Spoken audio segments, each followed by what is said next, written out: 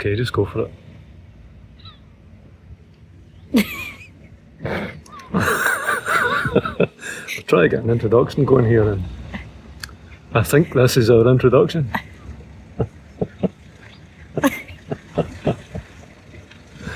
Yes, it looks like this is our introduction. How are you, everybody? I hope you're having a nice weekend. And yes, we haven't posted in a week or so, and we just felt that we have a wee break. Yeah, taking you. For a wee change, we just thought we would. Yak's psyching you out. For a wee change, we just thought we would sit here and just have a wee chat direct with you. It just gives us a wee bit of time to relax without planning far too much. And then maybe next week, honey? Mm-hmm. Honey biscuit? Honey biscuit. Honey jar? Don't know where the honey came from, but anyway, unicorn. Evil unicorn? Mm. I wouldn't say you were evil. Well, that's what Yak says, that unicorns are in Scottish folklore. Okay, so... Why are they, Yak? They're evil. And a unicorn. Aye. Anyway, do you know what I find... Yep. Like, do you know what I find really funny? what's that? Although it's not really funny. This. Look, everybody. You see that there? That and monster. We love the monster. But that is like a vav. And that's like a vav. And that's like a vav. Vav, vav, vav. Boom! Vav, vav, boom. Doesn't it equate to the number 6? The number 6, yes, so that's like 6, 6 and 6. Wonder where I've heard that before. Mm. Oh, a unicorn. We heard it for unicorn. The I think number it's- of 3. The unicorn is evil. Well, I mean, it I'm does. not really. I'm just, I'm a lovely unicorn. Look. But portrayed in folklore as being evil. Yeah. Their slogan is to unleash the beast. And also, what was that you were talking about the other day in a certain coat of arms? That the unicorns are chained? The unicorn's chained, if I remember correctly, the unicorn's chained in the English coat of arms, or is it the royal coat of arms? It's chained in the coat of arms of the United Kingdom. That's the one. And we did see it, 2 unicorns chained on some other coat of arms, but I forgot what that one was, unicorn. I don't know. But that was obviously in our other videos we've talked about the royals, kings, queens, whatever local folk heroes of Scotland. We were on the bridge that King James VI moved across. Uh-huh. And actually, there's some more stuff about that dating back to Robert I even. Through the 80s, where That's probably when we saw that double chained unicorn. yeah, where from when I presume Robert Bruce. Well, Sorry, It was the everybody. first, the second, and the third. I thought Robert the Bruce was the third. Maybe so. Robert Bruce was the third. From when he obviously lost the throne, it went to the Jameses. So you had the James the First and the second and the third and so on. But that was a period that was filled with infighting and rebellions. Oh, it was quite bad. It was what bad. What was it? James the Third, who was the son of James II, actually killed his own father in order to accept the throne. And then I had always killing your daddy. yeah, I had always wondered where the Tudors came from, and then I found out through learning that James III actually married Margaret Tudor, who was the sister of Henry VIII of England. So that's how the Tudors came into the Scottish royal line. Very interesting. Who was next up? Who was Then that? it was James IV, and then James V, and then James VI, who was. But after, in between James the Fifth and James VI was Mary Queen of Scots. Aye. So before that, they were marrying into what, the French? Oh yeah, there was it James IV in particular, I think, was very enamoured. He had 2 French wives. But I mean, it goes way back the French connection to Scotland. Oh, it is Royal big. Legal It's way very back. big. It goes way back to like William, as in like 1066, after the Battle of Hastings, where William the Born became King of Scotland. The thing is, Unicorn. There's so much history in Scotland as well as England. I do remember there's other families as well, people called Spens and Spence. These are the royal families. Part of Macduff. Part of Macduff, as Yak said, and maybe Yak will tell you a wee bit about them. If you don't know how the heraldic clan system works in Scotland, you've got the clans, families, so Macduff, McEwen, yeah, blah blah blah. Anyway, those clans have subsidiary families, so in the case of Macduff, there is the subsidiary family of Spens, or Spence. Obviously, it's the... French connection. Well, no, but yes, there is that too. It's Spence is basically a subsidiary of Macduff as part of a sept, which is what they call it rather than a clan. And you can have a chieftain of these subfamilies as well. And Spens in particular, that family is descended from the first ancient Earl of Fife and goes all the way down the bloodline. You've got various offshoots, French connections, and going all the way down. And there's currently no chieftain for Spence or Macduff. So, Scotland doesn't have a king or a chieftain as such. For any of the Although, families. There are some. I don't even think Charles has Well, no, the last, taken that the over because last, Scotland the is still a sovereign nation. The last in a Even though we're sense, united. legitimate.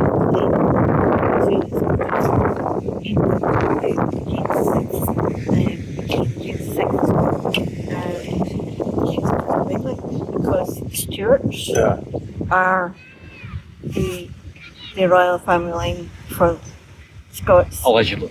Allegedly, yeah. But obviously the Tudors then usurped that because of the marriage between James IV and Margaret Tudor. And when Elizabeth died childless, Elizabeth I, who was the daughter of Henry VIII, if anybody knows her history, she died childless. And that is when, Henry VIII had been trying to get his hands on the Scottish throne for years and years and years and years. And he led armies here. It was 2 or 3 times he led an army to Scotland to try and sort of like wrest away. Because a lot of the time when the royals, the Stuarts, ascended, a lot of them ascended to the throne in their infancy. Yeah. Mary Queen of Scots was only 9 months old. I'm pretty sure. Yes, that is a James Harley was Davidson like you're hearing. You can always tell by the big fat James pipes. what? I think at one point, I think the oldest that actually said was at 5 years old, and obviously they would have had sort of like people to guide them, but they were crowned. And funnily enough, I never knew this, and I'm a big history buff. Stirling Castle was the home of the Stuart family for over 500 years. I never ever knew that. And Stirling was... Yeah, you found that out recently. Yeah. Stirling recently learned that Stirling was the base for all of the Jameses, in a sense. To basically, it became their stronghold. Once the ties with France sort of like waned a wee bit, and obviously because Henry was waging war against the French, and so it became very political, I suppose, is the word that we're looking for.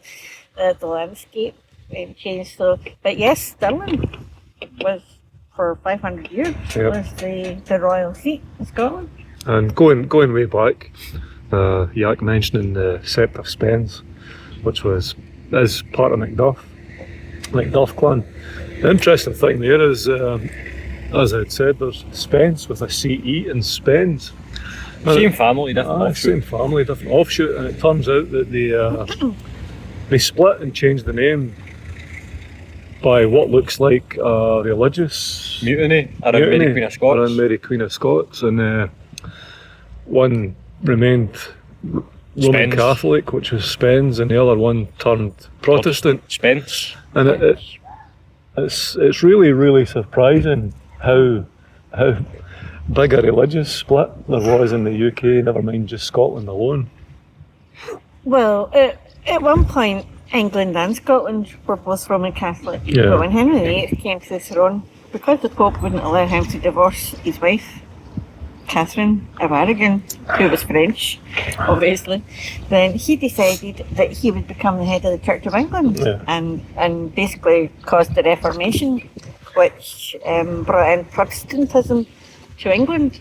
And so that brought with it its own whole host of problems, because Mary, obviously, was very a staunch Roman Catholic, and brought James up. But when James VI was christened, he was christened as a Protestant. I mean, how does that work? and then there was also things that England didn't want James VI, because they thought that they might sort of infect England with their Roman Catholic beliefs, It was because most of quite England were now Protestant, whereas before it had all been Roman Catholic. And now there's such a wide divide that you can't tell what's what anymore. In modern Scotland. Yeah.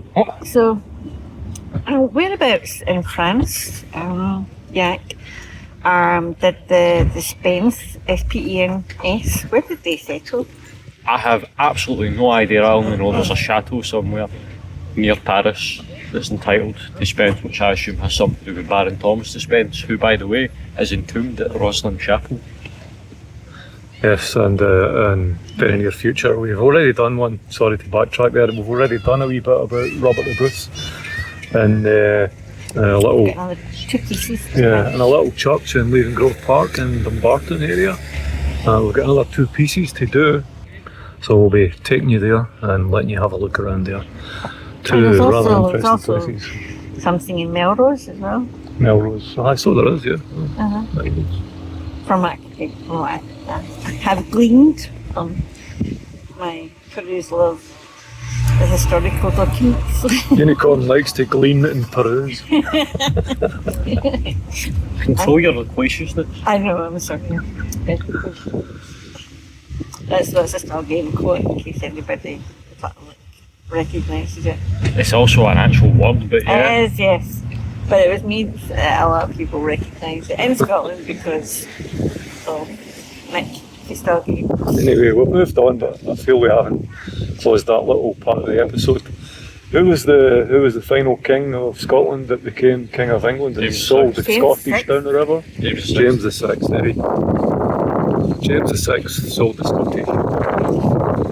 There is also another part to that story, but I don't really know the truth in that because it's a mere rumour. Aye, well, we'll keep that under Keep our that for hat. another time. Oh, that reminds me, there's another part of the Spence family that I forgot to mention. For some reason, from the research I've done based on feudal seats that are entitled to the family, there's also a castle in what was Czechoslovakia. So, I don't know what to make of that. Well, in all honesty, Yak, I would love to go and visit all the Spence and all the Spence stuff. There's places in Fife, all over Fife. There's houses, ruined castle, and out towards the coast there's what was a kind of mansion built on the rocks, out in the water. And they are owned by the family Spence. Well, Or Spence. Technically speaking, yeah. it's going to nobody because there is no chieftain of Spence. But yeah, The McLaughlin connections as well, On you go, Unicorn. that came from Ireland. Excuse us having a wee drink. It's rather warm and we're quite thirsty. We wouldn't normally do this. Actually, Ireland and Canada. As far travels. Obviously, McLaughlin is a Scottish clan, but then obviously during the Highland clearances, when a lot of people moved to what is now known as Nova Scotia, and obviously some of them went to Ireland, and all the history and the connections that ensue from them. You could travel the world, and you would probably end up finding out more and more and have lots of other different places to go to. It's fascinating subject, I think. That is fascinating. What do you think? Do you know, I've been watching people There's walking a wee past. sticker for your research. I think a wee badge of honour. Been watching a lot of people walking past, and it's distracted me quite a few times because they're all wandering along here, licking away in their lovely cones, their ice cream cones. For context, it's an ice cream shop literally just down there. There is about 200-300 yards just down to my right. Yeah. And there's also the Scottish Wool Centre down there as well, where you can go if you are wanting an afternoon cream tea with scone and jam and a cup of tea or a cup of coffee. You can go and say there's a wee cafe in there, and they also have sheepdog track. Not that they're any on at the moment, but they do. With this being summer, they do the shearing of the sheep and things like that for shows like that. Yes. Or you can buy a bottle that contains a quintillionth of a mouthful of Scotland's nectar. Unicorn. What? Unicorn has a shot on that. What was that? It's angry. Just hit it on. We're angry. Angry it was. Anyway, where we are. Where are we, Unicorn? We're in Aberfoyle. We're in Aberfoyle. Again. Okay. This is one of our favourite places, though. Aye, well, Trossachs is one of our favourite places, but I don't think we've ever really went in depth into talking about Aberfoyle. There's quite a few parking spaces and there's various pubs. I don't mind.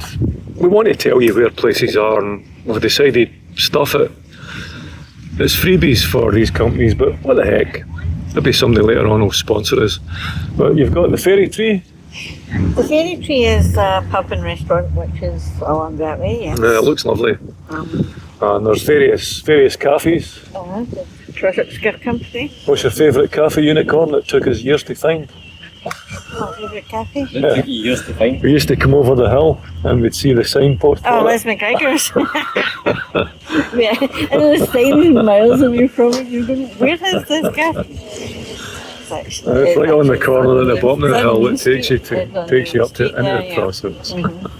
There's also a chippy in there. Aye. Obligatory, I think. And there's a wee tablet shop. Yeah, and there's a cooperative if you're wanting some provisions. Yeah.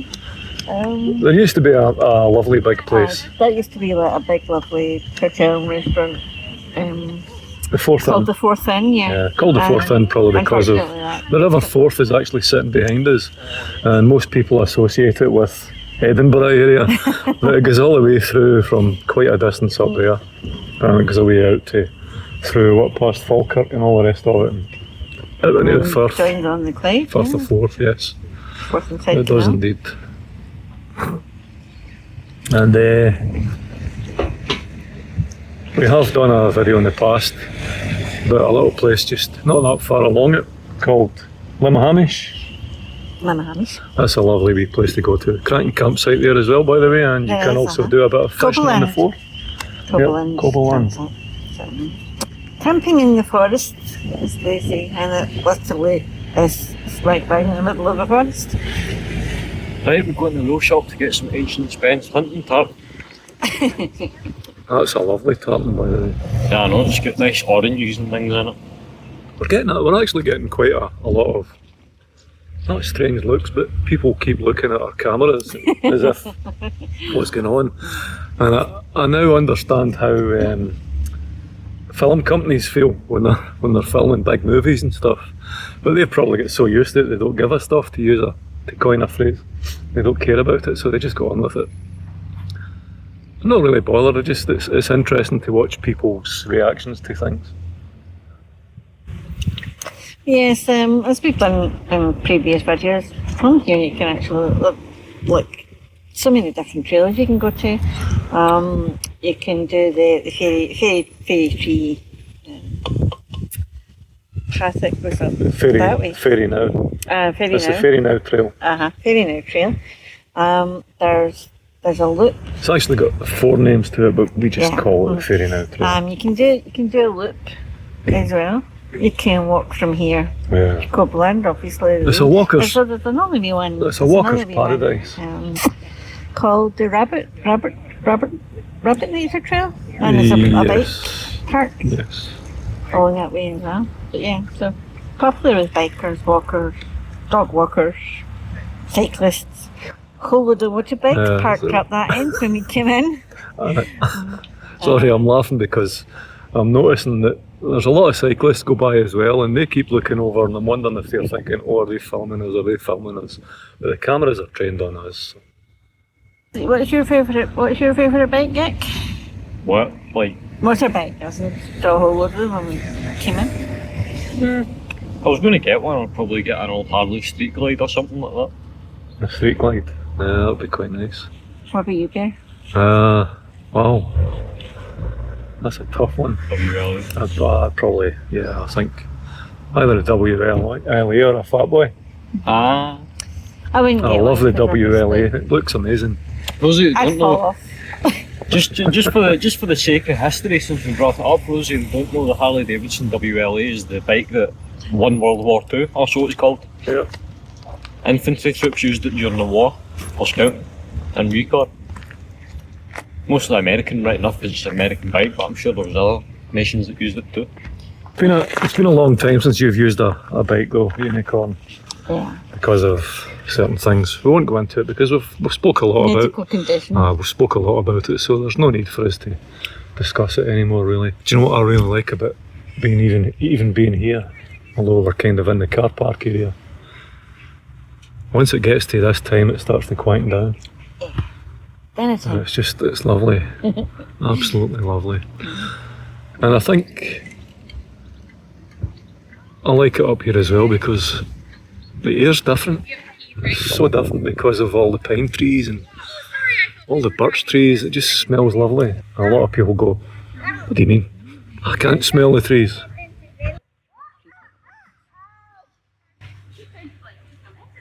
Yeah, they're at it again. We can't have a day without these two having a go at each other.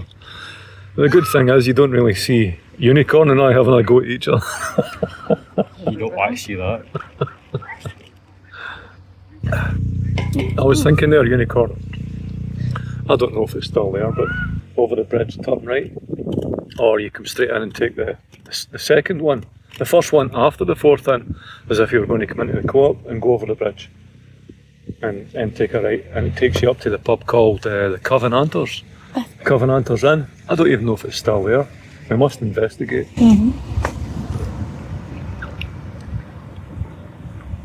that'd be quite a big one. Yeah, that was lovely. We were invited to a Scottish night through something that I used to do years ago, and it was a rather lovely, pleasant evening. Every night's a Scottish night in Scotland. Yep. There's a wee panorama as we promised. There's plenty of walking. Don't know how easy it is to get up there. Up there you've got Go Ape and various other things, and further into the Trossachs. And there are a few walks out that way as well. Here we are on Main Street, and across the road you've got that famous Liz McGregor's, as we mentioned, that we tried to find for years. Kept going past it even though we saw the sign so many times. Go up, am I right? It's a pleasant place. It's nice in the sun. As you can see, it's lovely and warm. There's people still outside in the pub area. This one here, this was the fourth inn. I used to frequent this. I loved it. It's turned into sweet shops. That's the entrance that I used to go into, and I used to go into the Wallabies bar. And used to have a nightclub in there. That was fabulous going in there many, many moons ago. The various information boards. It's got a pharmacy as well. Nice place to stay, actually. And the station coffee shop. And just in the distance there, that green sign that you can see is for the fairy tree. Well, come on and walk along and see. Bell of the test. I love how they've put pool, darts, wheels, pub food, and an open fire. That's one of my favourite things. Up there, This is a fairy tree.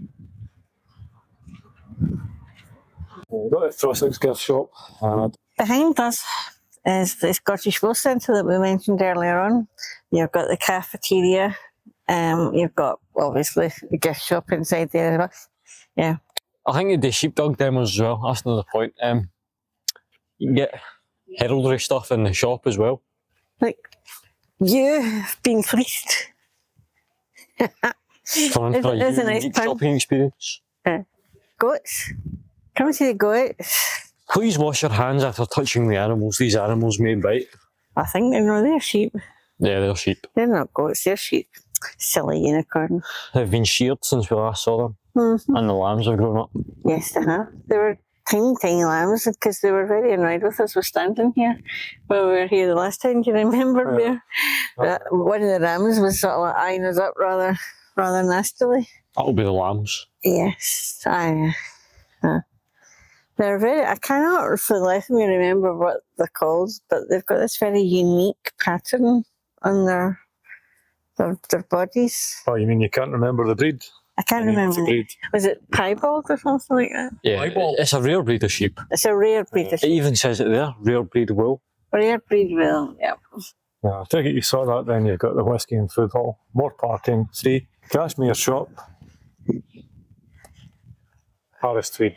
And there's a lovely wee old weather vane on top of the. Unicorn The spotted the coffee. weather vane. Oh, yeah. It's not very often you see one of them these days. You ever wonder why they put clocks on top of a lot of these places and why they're always at the wrong time? Because they don't work anymore. Nobody maintains them. They don't put them at the right time. Do you know what I think? You see them on a lot of supermarkets as well. The supermarkets are not exactly pretty, are they? So I think they put clock towers up top of these kind of buildings so that it fits in more with the sort of village type thing. Check out that old tiller that could be a cedar that isn't a plough that you sit on. Cedar as in S-E-E-D-E-R. As in you put You seeds in the ground with it. poke holes in the ground with those things and then you drop the seed down behind you. Very old. Yeah, it's very old. That's like Ford tractor old. Phil's been attacked by a bee. Well, It's coming to tell him there's honey back in the hive. Anyway. we'll see you soon. Thank you guys so much for watching and we'll see all you dudes in the next Please video. like Sorry, Jack. and subscribe and share. And this is the unicorn going. If you remember this. Cheery pipping gubdies. I could go a whiskey. Oh, yeah, now you're on your frisky. Right, let's go. Right, let's go.